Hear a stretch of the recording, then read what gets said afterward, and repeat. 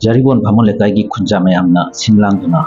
Daki NEET exam da mai paglakhiba Phamon Lekai gi YJN ta Singabu Ikai Khunnabu Upagi Thoram Nasi August ki tang ama Phamon Lekai da pangthokre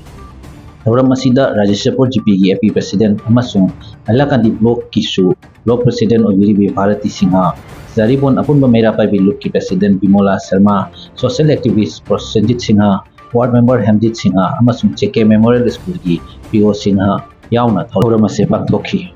Jaribon Phamon Lekai Khundagi ahanba oina NEET exam da mai paglakpa ngamba oikhibana YJN ta Singabu mayamna lengchal fi amon tambaga loinana lupa lising ahum makhai kha mana oina pibaga loinana ikai khunnaba okhi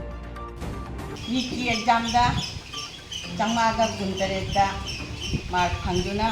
mai paglakpa ichajigi damakta akoi ngasi program asi pangthokjabani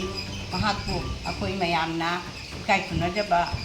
mahakgi mathauna mangam happy bagi tamakta akoi mayamna pangthokjabani hangiba mark asidagi amuksu henna mai pakpa oiraksuno haiba pafam asi isorgi mafamda thoni jaraga Phamon Lekai haiba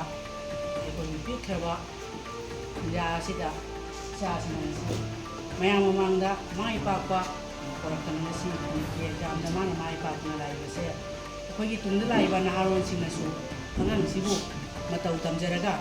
ekoi yamba maina ma sumata matau ge haiba sigi wakhalonda makhada su mathang ekoi ge su mamin chapa mathawna maringe laiba sa sigi Tharumasi pangthok pibada aibu puning thawai pinabe damakta Tharumasi bu sinlang lipa amadi ategi makhagi oiriba ichin naw singbusu makoina apa lambi da chatuna yingyagi seba dona bagi damakta su akwai tharum akwai da mathuna happy bagi damakta Tharumasi pangthok pibagi su hana na kunjani apa miya ma oiba oijaduna miyagi seba doba ngamba oijadi Asi kunja sina angang sibu nungsibiduna baubiraga ikai khunaba utibasi jamna nungaijai angang sigi tunggi punsidasu mathang mai pakpa ngamba haina mayanggi yaifa thaujal pinabiu